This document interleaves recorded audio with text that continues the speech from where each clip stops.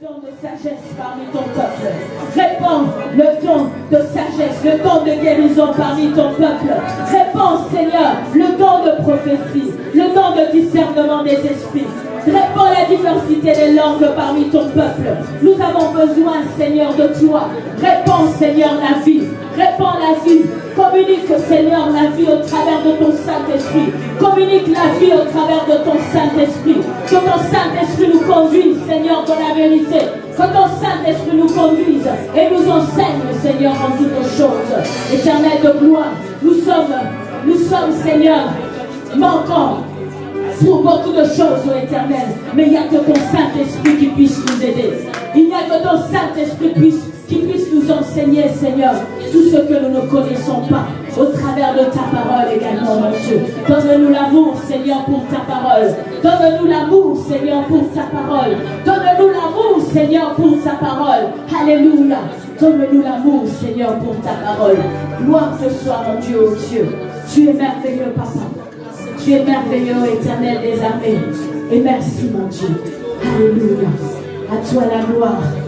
À toi la gloire. À toi la victoire. Alléluia. Alléluia. Merci, Seigneur, car tu es notre Dieu. Merci, mon Seigneur et mon roi. Car tu nous donnes la victoire, mon Seigneur. Alléluia. Merci, Seigneur, de nous changer. Merci de nous transformer, Papa, pour la seule gloire de ton nom. Alléluia. Béni soit ton Saint-Nom, Éternel des armées. Alléluia. Gloire te soit rendue. Alléluia. Alléluia. Merci, Seigneur. À toi la gloire, ô ressuscité.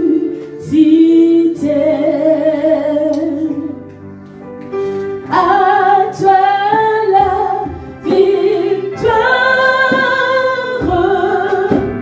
pour l'éternité.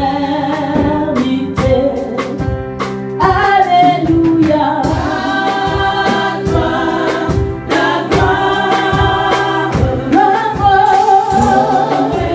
ressuscité. Ô ressuscité. À toi la victoire pour l'éternité. Oh, alléluia. La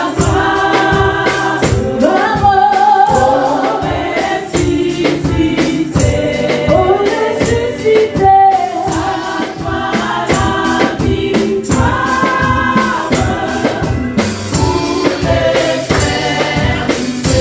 Oh, alléluia. La gloire, ô ressuscité. À toi la victoire pour l'éternité. Prions de lumière. Prions de lumière. Dans tes descendus. Rouler la terre du tombeau vaincu. Oh, alléluia. La gloire, ô ressuscité.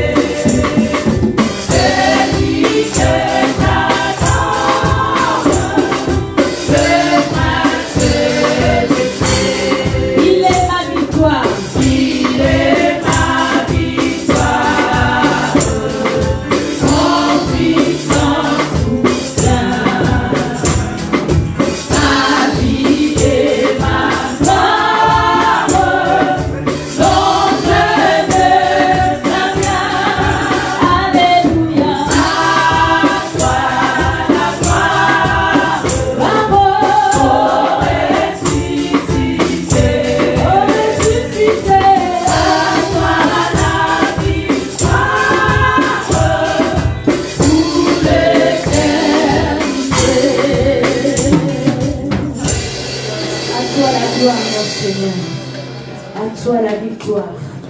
Victoire au Seigneur de la vie. Alléluia. Nous voulons te donner la victoire qui t'est due. Nous voulons te donner la victoire qui t'est due. À toi la victoire. Nous voulons te donner la victoire qui t'est due. Victoire au Seigneur de la vie. Victoire au nom de Jésus-Christ. Alléluia. Merci Seigneur. Chantons victoire.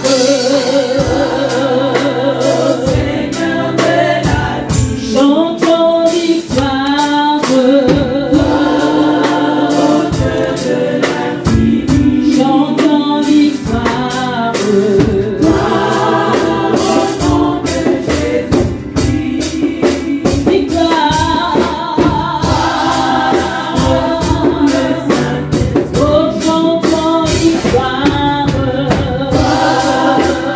Seigneur de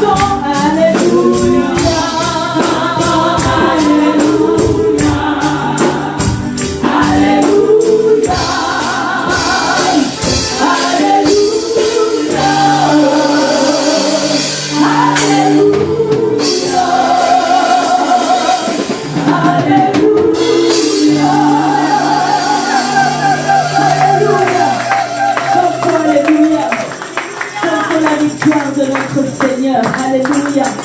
Gloire soit rendue à notre Dieu. Voilà. Bonjour peuple de Dieu. Ce matin, en ce premier dimanche du mois de juin, 7 juin, je suis dans la joie de me retrouver devant vous pour vous apporter la parole du Seigneur qui m'a été demandée par le serviteur de Dieu, le pasteur Paulin Colomb, pour pouvoir vous apporter la parole. Et je bénis l'Éternel pour cette grâce et ce privilège. Je me soumets à son esprit, je me laisse orienter par lui afin de vous parler de la part du Seigneur.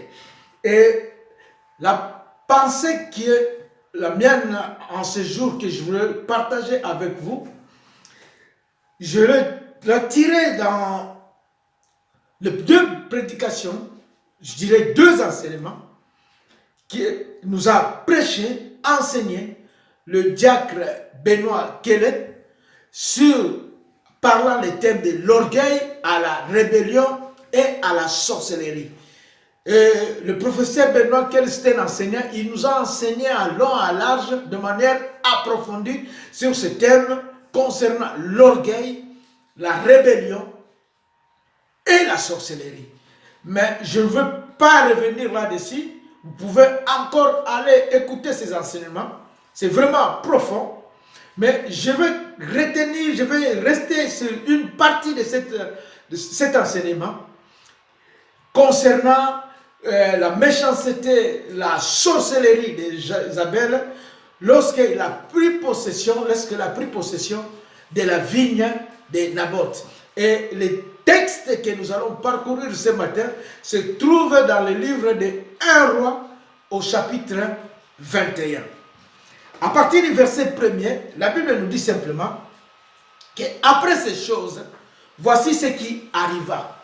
Naboth de Jezreel avait une vigne à Jezreel, à côté du palais d'Akab, roi de Samarie.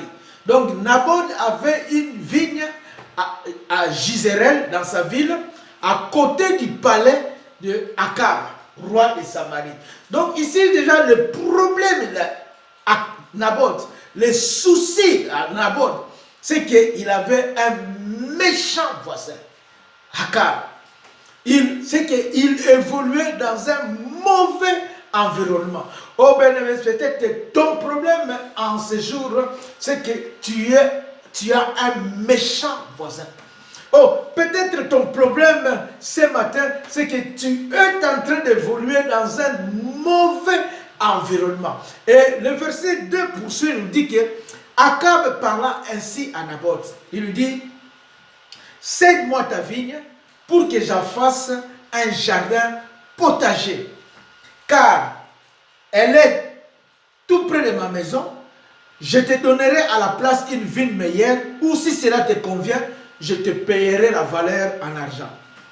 Mais Naboth répondit à Akab, que l'Éternel me garde de te donner l'héritage de mes pères. Donc si on voit entre les deux, Akab n'avait pas vraiment besoin de cette vigne. Il voulait en faire un jardin potager. Mais pour Naboth, c'était l'héritage de ses pères. Lorsqu'on veut acheter, lorsqu'on désire acheter quelque chose, il faut que la personne pour qui on veut acheter le bien consent à vous céder ce que vous lui demandez. Naboth a dit non, je ne peux pas vendre cette ville parce que c'est l'héritage de mes pères. Tout simplement pourquoi? Parce que la parole de Dieu dit ceci dans le livre de Nombres 7, chapitre 36, verset 7, il est écrit que l'héritage ne passe point de tribu en tribu chez les fils d'Israël. Car les fils d'Israël seront attachés chacun à l'héritage de la tribu de ses pères. Voilà pourquoi Naboth, conscient de ceci, dit que l'Éternel me garde de te donner l'héritage de mes pères. Parce que c'est un héritage. Et Akab aurait dû comprendre cela. Mais hélas, le verset 4 nous dit simplement que Akab rentra dans sa maison triste et irrité. Pourquoi était-il triste et irrité? C'était à cause de cette parole de Naboth qu'il a dit, je ne te donnerai pas l'héritage de mes pères. Ça lui a rendu triste. Or, Akab, comme je viens de le dire, n'avait pas vraiment besoin de cette vie. Il voulait simplement satisfaire une fantaisie, un besoin accessoire, en faire un jardin potager. C'était ce qu'il y avait dans son cœur, c'était simplement la convoitise. Il convoitait la vigne de son voisin. Il voulait en posséder. Voilà pourquoi la Bible dit dans Exode 20, 17, tu ne convoiteras point la maison de ton prochain. Tu ne convoiteras point la femme de ton prochain, ni son serviteur, ni sa servante, ni son bœuf, ni son âne, ni rien qui appartient à ton prochain. Tu ne convoiteras point. Et la parole de Dieu dans le livre de Jacques, chapitre 4, verset 1er, la Bible dit, d'où vient les luttes? D'où viennent les querelles parmi vous? Les luttes, les querelles. Ça vient d'où? Dit, n'est-ce pas de vos passions qui combattent dans vos membres? Les luttes, les querelles, c'est à cause de passions qui combattent dans nos membres, en nous. La convoitise, l'envie, la jalousie. Créent des luttes, créent des querelles, de méchanceté, de division, de meurtre à cause de la convoitise. La parole de Dieu dit, vous convoitez et vous ne possédez pas. Donc, vous êtes jaloux, vous convoitez ce que les autres ont. C'était la convoitise. Convoitez ce que les autres ont. Convoitez la position que l'autre occupe. Convoitez ce que l'autre possède. La convoitise, l'envie. Il dit, vous êtes meurtriers. Vos désirs n'est pas satisfaits, alors vous assassinez. Combien de meurtres? À cause de la convoitise, à cause de l'envie. Parce qu'on n'arrive pas à satisfaire ses désirs. Parce qu'on n'arrive pas à posséder ce que l'autre a. Ça crée la jalousie. Ça crée la haine. On ouvre la porte à la méchanceté, à la sorcellerie, au meurtre. Vous êtes envié et vous ne pouvez pas obtenir. Voilà pourquoi vous avez des querelles et des luttes. À cause de l'envie, ça génère des querelles, ça demande des luttes, ça amène à des problèmes compliqués, des divisions. Alors vous vous battez de combats terribles. Mais la parole de Dieu, vous ne possédez pas parce que vous ne demandez pas. Ton problème, ce n'est pas d'envier ce que l'autre a. Ton problème, ce n'est pas d'occuper la position que l'autre occupe. Ton problème, ce n'est pas de se retrouver à la place que l'autre se retrouve. Non. La Bible dit que vous ne possédez pas parce que vous ne demandez pas. Au lieu d'envier, au lieu de convoiter et se laisser aller dans la méchanceté, dans la haine, dans la jalousie, dans l'envie, dans la sorcellerie. La Bible dit que demandez, vous ne possédez pas parce que vous ne demandez pas. Ton problème, ce n'est pas l'autre. Ton problème, ce n'est pas ce qu'il possède. Ce n'est pas la position qu'il occupe. Ton problème à toi. La Bible dit que faites connaître vos besoins à Dieu. À toutes choses. Ton problème, c'est de présenter tes besoins à Dieu. Parce que l'Éternel dit, je connais moi l'Éternel, le projet que j'ai formé pour toi. Projet de paix et non de malheur. Afin de te donner un avenir et de l'espérance. Au lieu alors de convoiter, au lieu alors de jalouser, d'envier, de haïr l'autre, tourne tes regards, tourne tes yeux plutôt vers l'Éternel. Invoque ton Dieu. Voilà pourquoi Akab, la Bible dit qu'il retourna chez lui, triste et irrité. Et alors, il se coucha sur son lit, il détourna le visage et ne mangea rien. Alléluia. C'est ça, cette attitude. Et il a adopté sciemment cette attitude pour pousser Jézabel à réagir. Et la Bible dit que Jézabel, sa femme, vint auprès de lui et lui dit: pourquoi as-tu l'esprit triste et ne manges-tu point? Pourquoi es-tu triste? Pourquoi ne manges-tu point? Et alors dit à Jézabel: je parlais à Naboth de Jizréel et je lui ai dit: cède-moi ta vigne pour de l'argent, ou si tu veux, je te donnerai une autre vigne à la place. Mais il a dit: je ne te donnerai pas ma vigne. Donc un roi est en train de bouder comme un gamin, comme un petit enfant, parce que tout simplement Naboth a refusé de lui céder sa vigne. Et quand il parle ainsi, et quand il adopte cette attitude, bien aimé, c'est simplement pour exciter Jézabel à la méchanceté, à la colère. C'est pour attiser le feu. Oh, bien aimé. D'ailleurs, il n'est pas à son premier coup. Nous savons bien qu'au mont Carmel, quand le prophète Élie a fait tuer le prophète de Baal et d'Astarté, Akab est allé le rapporter à Jézabel pour dire à Jézabel, il vient, la Bible dit qu'Akab est venu dire à Jézabel tout ce qu'avait fait Élie, comment il avait fait périr par l'épée tous les prophètes de Baal.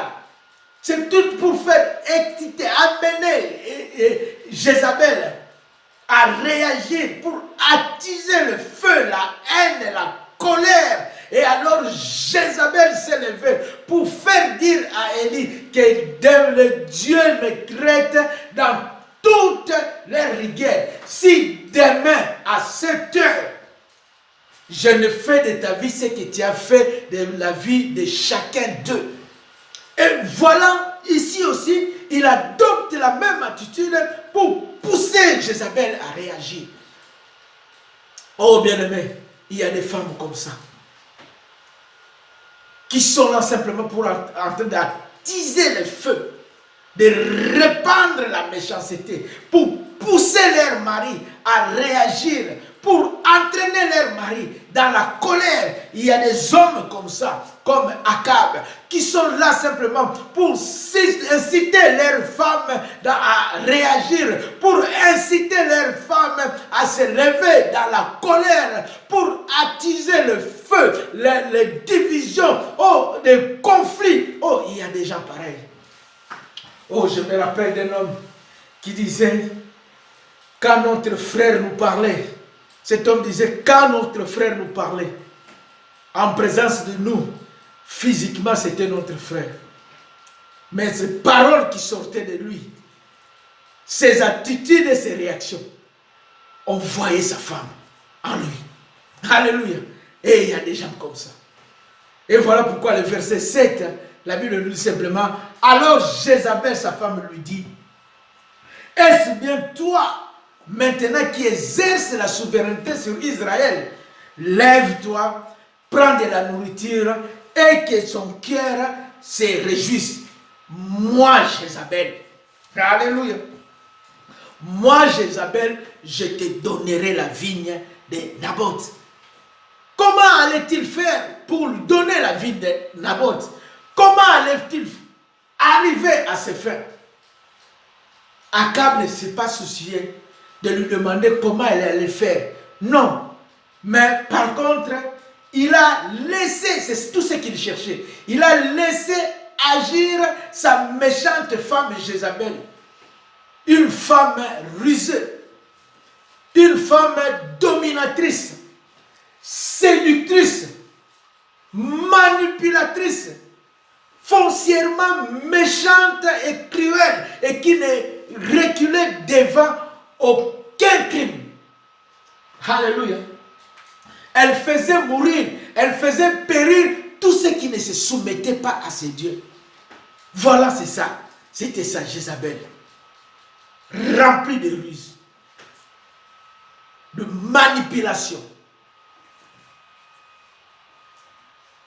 cruelle, méchante. Et ensemble, c'était un cocktail. Jézabel, Akab, c'était un cocktail explosif. Une association de méchants, de sorciers, des impies. Le verset 25 nous dit simplement qu'il n'y a eu personne qui se soit vendu comme Akab. Il n'y a eu personne qui se soit vendu comme Akab pour faire ce qui est mal aux yeux de l'Éternel.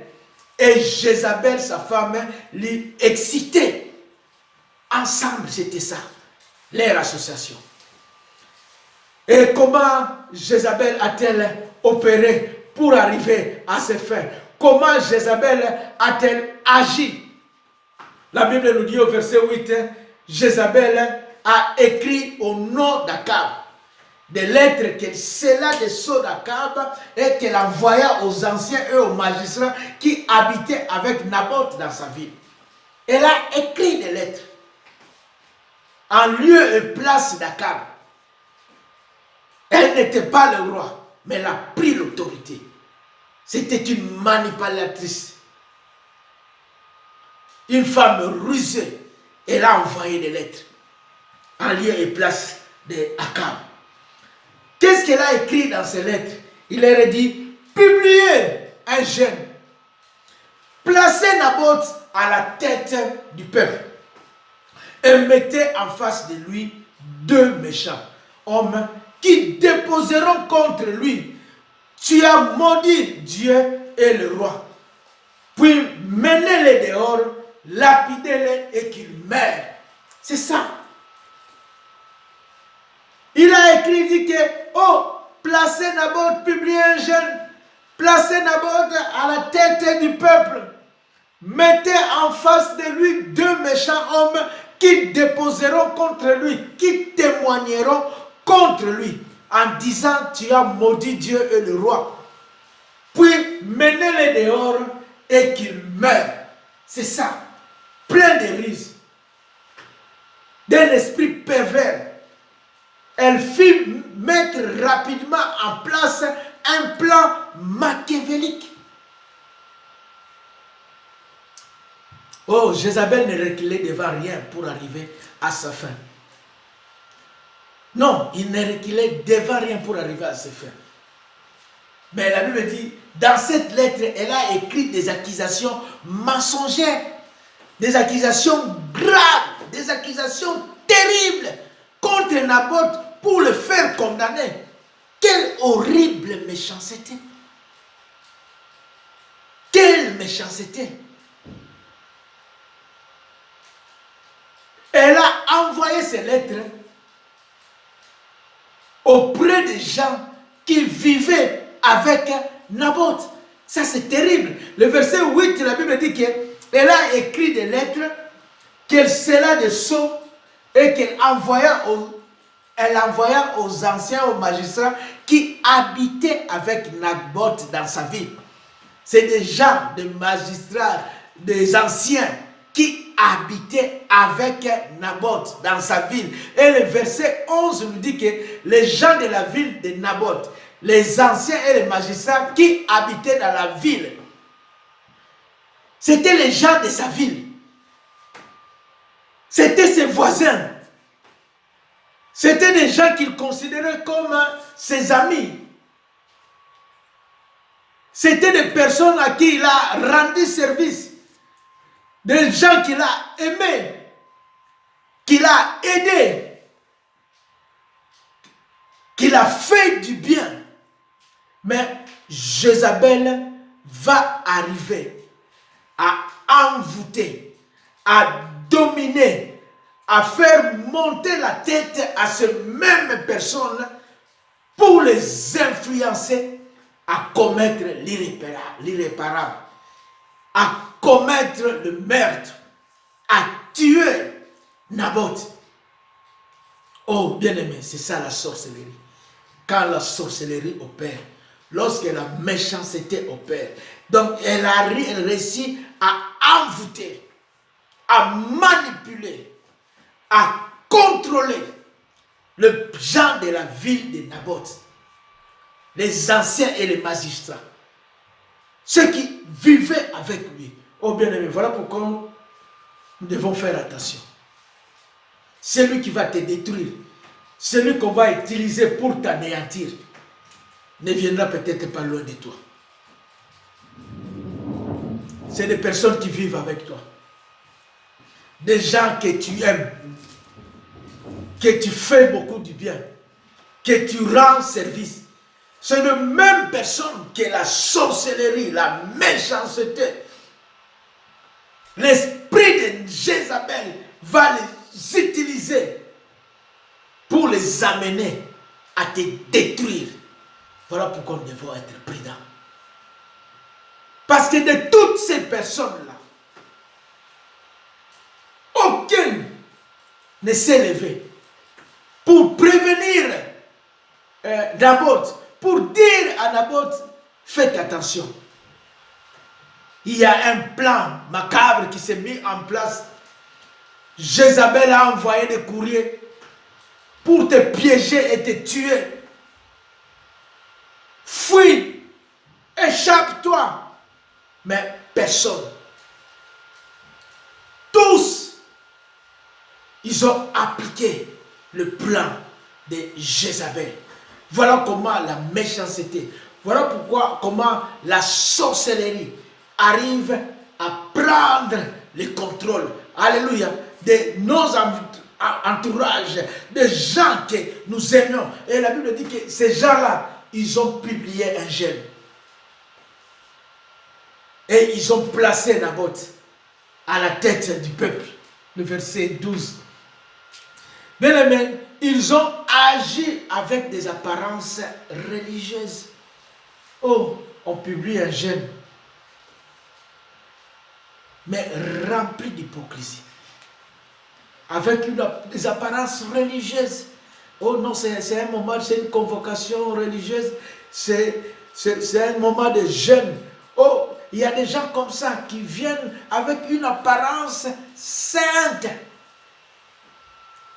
tête courbée, mais un œil rempli de toute espèce de ruse, de malice,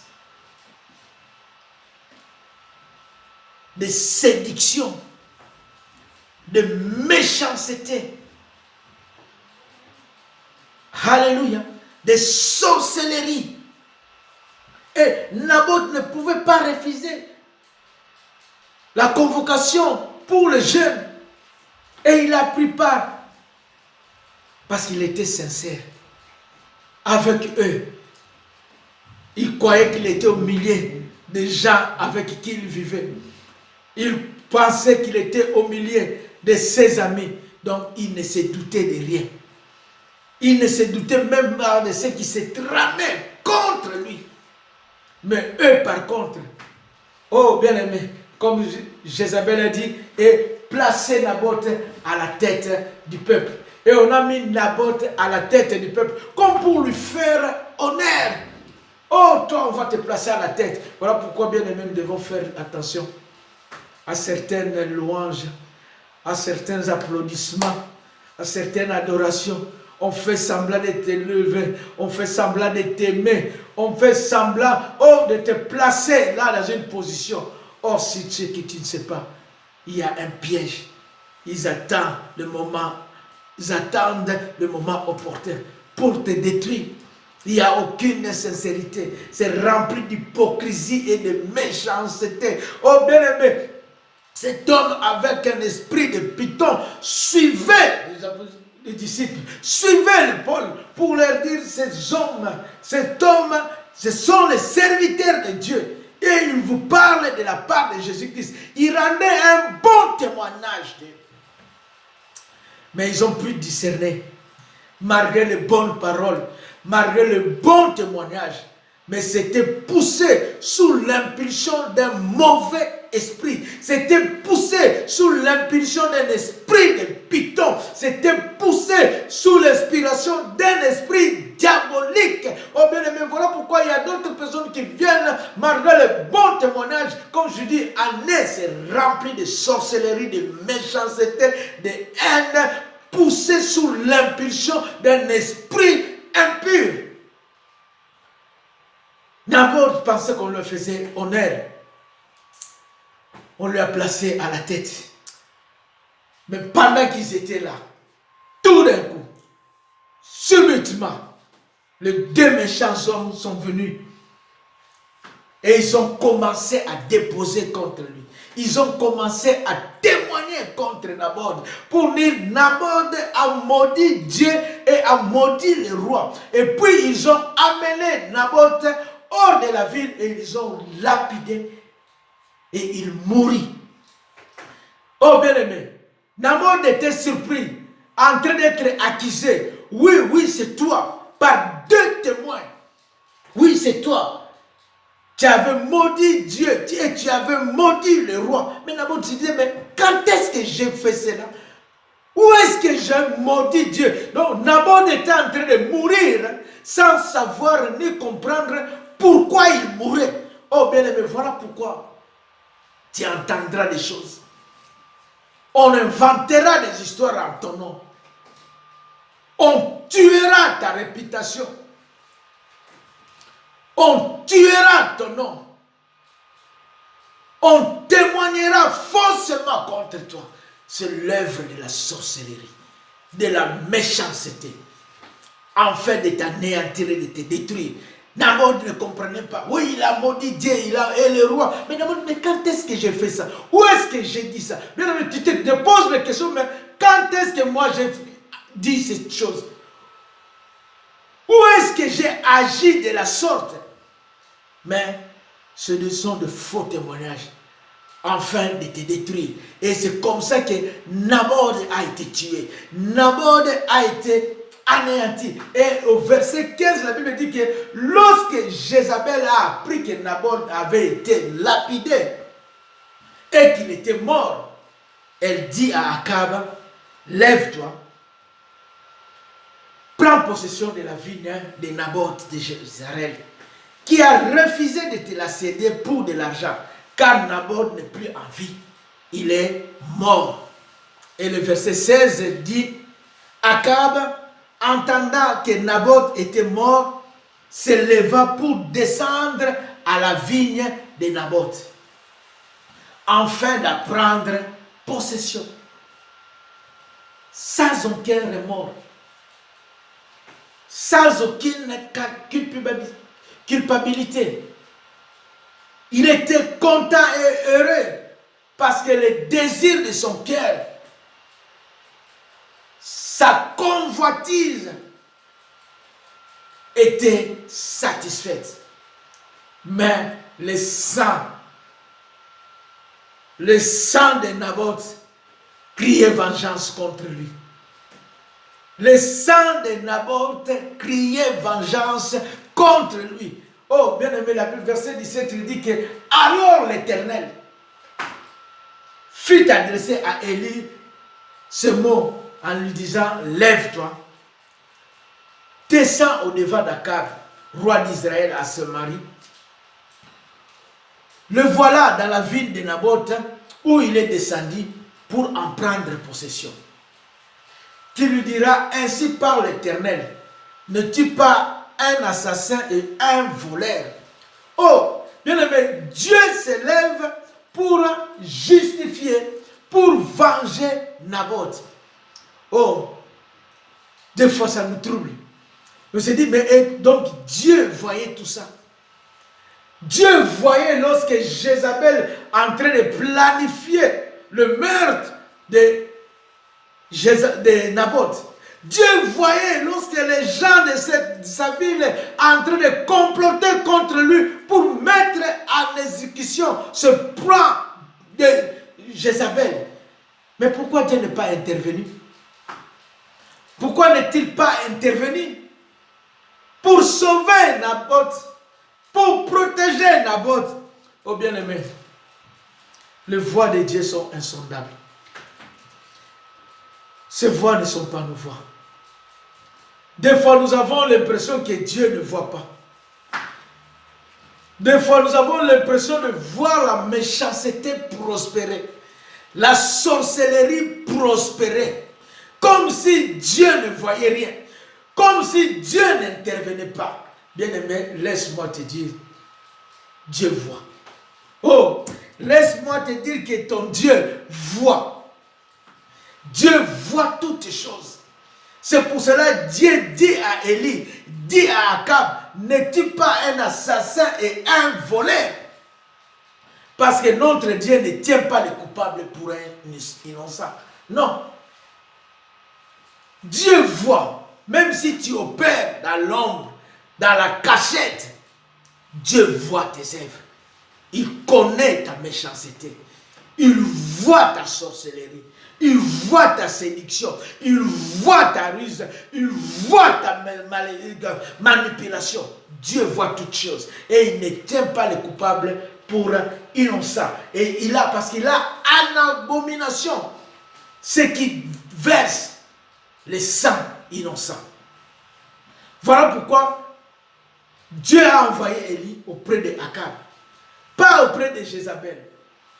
Pas auprès des gens de Jezreel qui ont lapidé Naboth. Mais il l'a envoyé auprès de Akab. Parce que Dieu voyait les agissements de Akab. Parce que Dieu savait que Akab était coupable. Parce qu'il a incité Jézabel pour accomplir ses plans. Il a laissé Jézabel faire le mal et lui-même il en a profité pour en prendre possession de la vigne de Naboth. Bien-aimé, tu peux opérer en cachette. Tu as l'impression qu'il a l'intention que Dieu ne voit pas. Dieu voit. Dieu te voit. Dieu voit comment tu tires le ficelle. Dieu voit comment tu attises le feu de la haine, des divisions, de la méchanceté. Dieu voit ta sorcellerie. Et l'Éternel dit à Élie, va auprès d'Akab et tu diras, ainsi parle l'Éternel. Au lieu même, dans le même endroit où les chiens ont léché le sang de Naboth, les chiens lécheront aussi ton propre sang. Là où même les chiens ont léché le sang de Naboth, va lui dire à Akab, les chiens lécheront son propre sang. Alléluia. Et quand il est arrivé auprès d'Akab, Akab était troublé. Au verset 20, Akab dit, m'as-tu trouvé mon ennemi? Il était troublé de voir la présence d'Élie venir auprès de lui. Bien-aimé, il n'y aura pas de paix pour la méchanceté. Il n'y aura pas de tranquillité pour le méchant. Leur conscience va continuer à les troubler. Quand il a vu Élie, Élie dit, oui, je t'ai trouvé. Parce que tu t'es vendu pour faire ce qui est mal aux yeux de l'Éternel. Il a commencé à parler, à lui annoncer le jugement de Dieu. Il a commencé à lui annoncer la condamnation de l'Éternel. De paroles dures. Alléluia. Une parole dure. Il dit, voici, je vais faire venir le malheur sur toi. Je te balayerai. J'exterminerai quiconque appartient à Akab. Celui qui est esclave et celui qui est libre en Israël. Et je rendrai ta maison semblable à la maison de Jéroboam. Non seulement pour Akab, il a annoncé aussi la condamnation pour Jézabel. L'Éternel parla et dit ainsi, les chiens mangeront Jézabel près des remparts de Jizréel. Celui de la maison d'Akab qui mourra dans la ville sera mangé par les chiens. Et celui qui mourra dans les champs sera mangé par les oiseaux du ciel. Quelle parole dure. Quelle parole de condamnation. Oh bien-aimé, il y a un temps pour toutes choses. Le jugement de Dieu viendra. Toi qui es en train de postuler, toi qui es en train de continuer, toi qui es en train d'exceller dans la méchanceté, dans la sorcellerie, oh, dans la haine, dans des œuvres mauvaises, dans les œuvres des ténèbres, dans la manipulation, dans la séduction, dans la cruauté, il y aura un temps.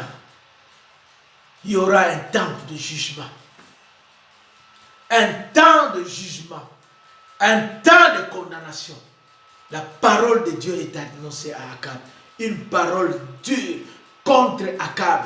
Une parole dure contre Jézabel. Une parole dure contre toute sa maison. Et le verset 27 nous dit qu'Akab a entendu cela. Après avoir entendu les paroles d'Élie, Akab déchira ses vêtements. Il mit un sac sur son corps et il jeûna. Il couchait avec ses sacs et il marchait lentement. Alléluia. Akab a humilié son cœur. Et le verset 29, Dieu dit à Élie, as-tu vu comment Akab s'est humilié devant moi? Parce qu'il s'est humilié devant moi, je ne ferai pas venir le malheur pendant sa vie. Ça sera pendant la vie de son fils que je ferai venir le malheur sur sa maison. Akab a pleuré. Il s'est humilié. Il a imploré la miséricorde et le pardon de Dieu. Oh, bien-aimé, ça n'a pas annulé le jugement de l'Éternel. Ça n'a fait que poster. Alléluia. Dieu dit, parce qu'il s'est humilié devant moi, je ne ferai pas venir le malheur pendant sa vie. Mais ça sera pendant la vie de son fils. Voyez à quoi Akab et Jézabel, quel héritage sont en train de léguer à leurs enfants. Ils sont en train de léguer la malédiction, la condamnation, le jugement de Dieu à cause de leurs œuvres mauvaises, à cause de leur sorcellerie, à cause de leur méchanceté. Dieu dit, ça ne sera pas pendant ta vie, puisque tu t'es humilié. Cela n'annule pas ma parole. Le jugement contre ta maison, ça s'exécutera. Mais pendant la vie de ton fils. Ton fils vivra des choses, de malheur. Ta maison vivra le malheur parce que cela arrivera. Oh bien-aimé, il y a certaines portes qu'il ne faut même pas ouvrir. Parce que tu fais entrer la condamnation, tu fais entrer le malheur chez toi. Tu pourras beau prier, tu pourras implorer l'Éternel. L'Éternel t'accordera certes le pardon, mais les conséquences viendront. Oh, David a prié. Quand Nathan est venu auprès de lui, David a imploré le Seigneur pour que l'Éternel ait pitié de lui. Dans 2 Samuel chapitre 12, le verset 9, Nathan dit à David, tu as frappé de l'épée, Uri. Maintenant l'épée ne s'éloignera jamais de ta maison. La même épée que tu as utilisée pour frapper Uri, cette épée ne s'éloignera plus de ta maison. Oh bien-aimé, par ta méchanceté, par ta sorcellerie, par tes œuvres mauvaises, tu ne sais pas ce que tu es en train de faire entrer dans ta vie, tu ne sais pas ce que tu es en train de faire entrer dans ta maison, tu ne sais pas ce que tu es en train de faire entrer dans ta famille. Bien-aimé, Dieu dit à David, je te pardonne, tu ne mourras pas, mais sache que l'épée ne s'éloignera jamais de ta maison. Et cet effet a fait des dégâts dans la famille, dans la vie de David, dans sa famille. Oh, alléluia. Ça fait des dégâts terribles. David a regretté certainement le jour où il a eu à planifier le meurtre de Uri. Il a certainement regretté ce jour-là. Parce que l'Éternel lui dit, voici, je vais faire sortir de ta maison le malheur contre toi. Et je vais prendre sous tes yeux tes propres femmes pour les donner à un autre qui couchera avec elle à la vue de ce soleil. Car tu as agi en secret. Moi, je le ferai cela en présence de tout Israël et à la face du soleil. Dieu dit, il y a un autre qui prendra ta femme et qui sortira avec, en présence de tout le monde. Toi, tu as pris la femme de Uri. En secret, en cachette. Mais on prendra ta femme. On prendra tes concubines en présence de tout le monde, au vieux aussi de tout le monde. Dieu te dit, il va t'exposer publiquement en spectacle. Ça, ce sont les conséquences. Akab s'est humilié, mais ça n'a fait que postposer la colère de Dieu. Oh bien-aimé, Akab certainement dit qu'il ne fallait pas toucher Naboth. David certainement dit qu'il ne fallait pas toucher Uri. Oh bien-aimé, il y a des personnes qu'il ne faut pas toucher. Oh alléluia. Tu as l'impression que Dieu t'a abandonné. Tu as l'impression que Dieu t'a lâché. Oh bien-aimé, tu es loin de Dieu. Dieu t'a loin. Personne ne peut toucher à ta vie. Oh, quand je vois ce qui est en train de se passer présentement aux États-Unis, les dégâts, les conséquences du meurtre de cet homme noir à cause de la méchanceté, à cause du racisme, de la haine de l'autre, simplement à cause de la couleur de sa peau. Bien aimé, ça prend des ampleurs terribles. C'est en train d'influencer même la campagne électorale pour les élections présidentielles de cette année aux États-Unis. Certainement, on s'est dit, il ne fallait pas tuer cet homme. Son sang crie vengeance. Bien aimé, tu n'es pas n'importe qui. Tu as l'impression que Dieu laisse faire. Oh, bien aimé, tu es intouchable.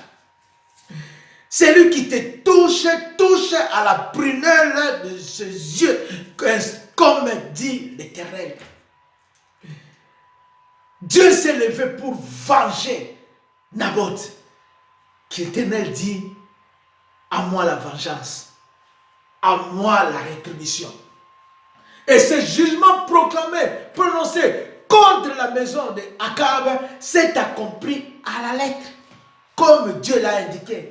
D'abord contre Akab, parce que la Bible dit que Akab, lors d'un combat contre les Syriens, le livre de 2 Chroniques, chapitre 18, verset 19, la Bible dit, l'Éternel dit, qui séduira Akab, roi d'Israël, pour qu'il monte à Ramoth en Galade et qu'il y périsse. Qui séduira Akab pour monter en guerre et qu'il périsse? Il y a un esprit de séduction, un esprit de mensonge par la bouche de faux prophètes qui est venu séduire Akab pour l'entraîner dans la bataille, à la guerre. Mais ce que Akab ne savait pas, c'était les rendez-vous avec la mort. Dieu lui attendait pour faire annoncer, pour faire exécuter son jugement. Et pendant le combat, Akab fut touché. Akab fut blessé. Il perdait du sang. Il a voulu se retirer peut-être pour se faire soigner. Mais le combat était tellement acharné, intense toute la journée. Son char fut coincé. Il ne pouvait pas se retirer de là. Et il a continué à perdre du sang jusqu'à ce qu'il en soit mort.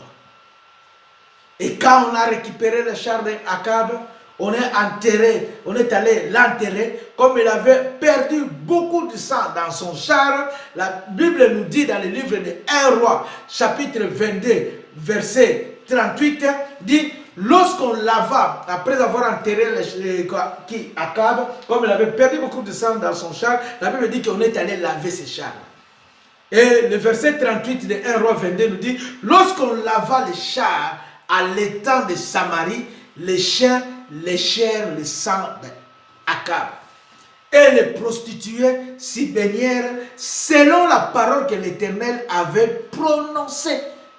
Le jugement de Dieu s'est accompli dans la vie contre Akab. Oh, le jugement de Dieu s'est accompli contre Jézabel et contre toute la maison d'Akab.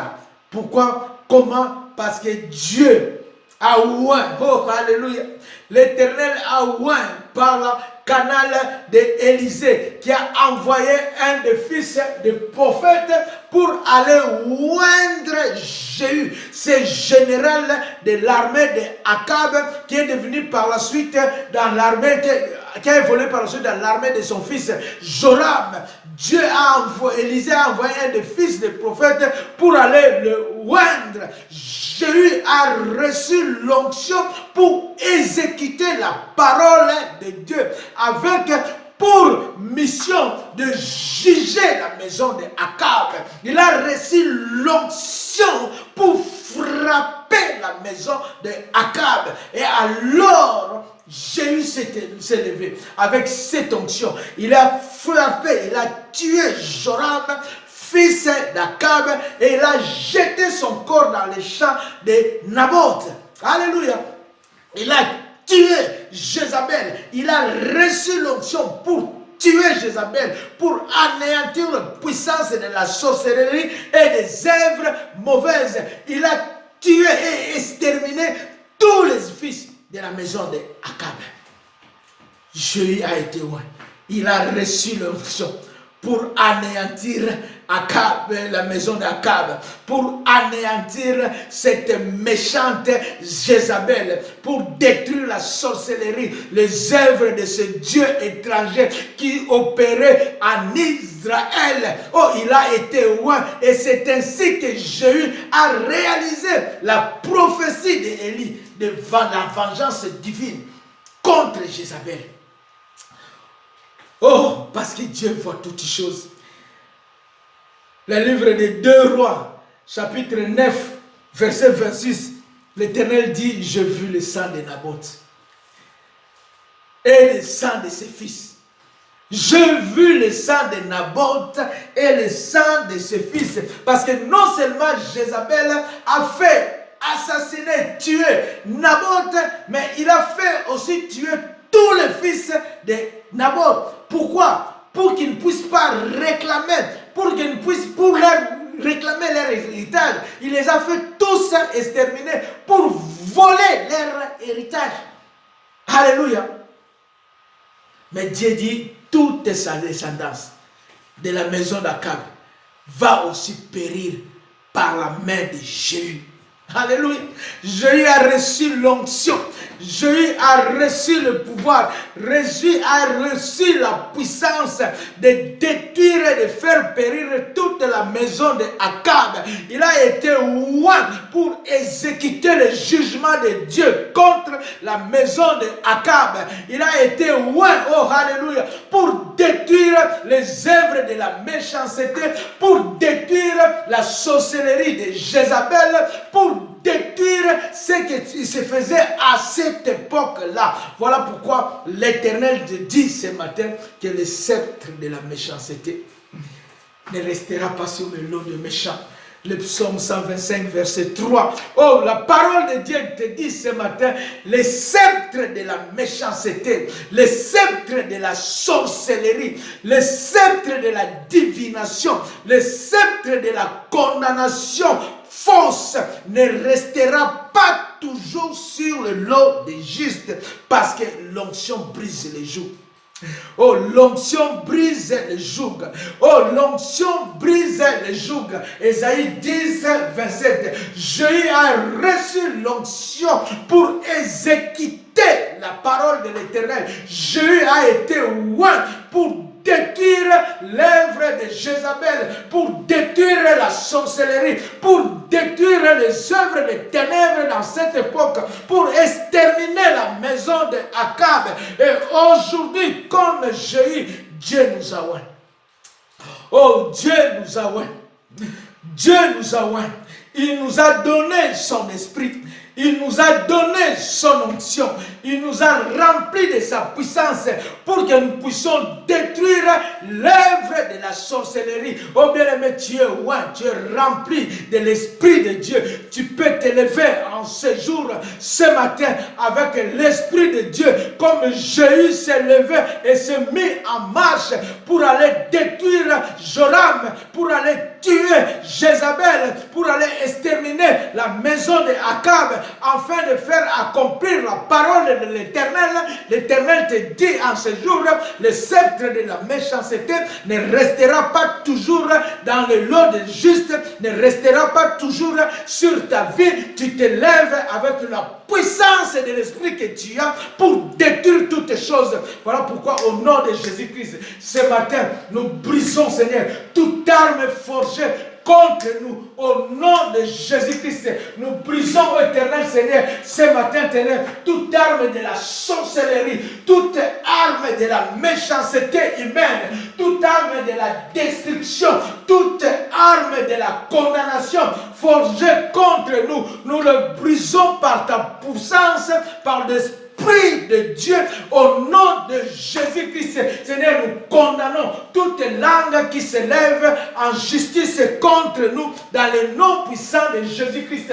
Les méchants se sont levés pour déposer, pour témoigner contre Naboth. Éternel, ce matin, en ce jour, nous nous levons, Éternel, pour condamner, Seigneur, toute arme, toute langue qui se lève en justice contre nous. Dans le nom de Jésus-Christ, nous condamnons, Seigneur, toute fausse accusation. Seigneur, nous condamnons, Éternel, Seigneur, tout faux témoignage contre nous. Au nom puissant de Jésus-Christ, Seigneur, nous condamnons, Seigneur, toute calomnie, Seigneur, toutes paroles, Seigneur, mauvaises, toutes paroles d'enchantement, Seigneur, toutes paroles de malédiction, Seigneur, toutes paroles de méchanceté humaine, Seigneur, pour se lève contre nous. Seigneur, nous le condamnons, Seigneur, au nom puissant de Jésus-Christ. Nous déclarons en ce jour que l'enchantement ne pourra rien contre nous. La sorcellerie ne pourra rien contre nous. La divination ne pourra rien contre nous. Au nom puissant de Jésus-Christ, Éternel, l'enchantement, Seigneur, nous le déclarons, ne pourra rien contre nous. Éternel, Seigneur, la divination ne pourra rien contre nous. Éternel, la sorcellerie ne pourra rien contre nous. Le sceptre de la méchanceté ne restera pas toujours dans nos vies. Le sceptre de la sorcellerie ne restera pas toujours dans nos vies. Le sceptre de la condamnation ne restera pas toujours dans nos vies. Le sceptre, oh Seigneur, de plan, Seigneur, de la destruction ne restera pas toujours dans nos vies, parce que nous avons l'onction de Dieu qui fait éclater les jougs. Par la puissance du Saint-Esprit, nous brisons les jougs de la sorcellerie, les jougs de la condamnation, les jougs de la destruction, les jougs de complot contre nos vies. Au nom puissant de Jésus-Christ, nous les détruisons en ce jour. Au nom de Jésus-Christ, Éternel Seigneur, nous détruisons, Seigneur, nous paralysons, Seigneur, toute activité maléfique, Seigneur, toute organisation, Seigneur, tout complot, Seigneur, Éternel Seigneur, qui s'organise, Seigneur, tout plan, Seigneur, qui se met à place, à dessein pour notre destruction. Nous les détruisons ce soir, ce matin, au nom de de Jésus-Christ. Seigneur, nous mettons la confusion dans les camps de méchants. Nous mettons la confusion dans les camps du diable. Nous mettons la confusion dans le monde des sorciers. Au nom puissant de Jésus-Christ. Seigneur, que le méchant tombe dans leur propre piège au nom de Jésus-Christ. Seigneur, que les méchants soient confondus au nom de Jésus-Christ. Que les sorciers éternels, Seigneur, soient dévoilés et livrés publiquement en spectacle et détruits au nom de Jésus-Christ. Éternel, nous te bénissons. Toi, le Dieu qui nous délivre, Seigneur, de la main de nos ennemis. Tu es le Dieu qui nous délivre de la main des méchants. Tu es le Dieu qui nous délivre de la main des sorciers. Tu es le main de Dieu qui nous délivre de la main de ceux qui nous haïssent. Éternel Seigneur, tu es pour nous un Dieu de délivrance. Tu nous accordes la victoire. Tu nous investis, Seigneur, de ta puissance, de ton autorité, ô éternel Seigneur, afin d'anéantir les œuvres de la méchanceté, afin de détruire, Seigneur, les œuvres de la sorcellerie. Éternel, le Fils de Dieu a paru pour détruire les œuvres du diable. À toi soit la gloire. Nous te rendons grâce et gloire. Tu es un Dieu merveilleux. Tu es un Dieu glorieux. Tu es un Dieu puissant, Seigneur. Oh Éternel, nous bénissons ta parole. Seigneur, merci beaucoup, Éternel Dieu puissant, Seigneur, pour cette délivrance, Seigneur. Merci, Éternel Dieu de victoire, Seigneur, de nous arracher du griffes de malin, Seigneur, de nous arracher, oh Éternel Dieu de victoire, Seigneur, de nous faire échapper, oh Éternel Dieu de victoire, Seigneur, de l'emprise des sorciers, Seigneur, oh Éternel Seigneur, de nous faire échapper, oh Éternel Seigneur, de pièges de méchants, oh Père, Seigneur. Tu es le Dieu puissant, Seigneur. Gloire et louange à ton nom, Seigneur. À toi seul soit la gloire. Nous te rendons grâce et gloire. Nous bénissons ton nom, Seigneur. Oh, merveilleux Sauveur. Oh, alléluia. Gloire et louange à ton nom. Au nom de Jésus-Christ, nous avons ainsi prié. Amen. Amen. Amen. Amen.